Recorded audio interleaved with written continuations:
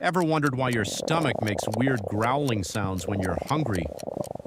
Many people think it's the stomach asking for food, but that's not exactly true. When your stomach is empty, your digestive system starts cleaning itself. Special muscle contractions push air and fluids through your stomach and intestines. As the air and liquid move around, they create the growling sound you hear. So your stomach isn't talking, it's just cleaning and moving things around. Pretty cool, right?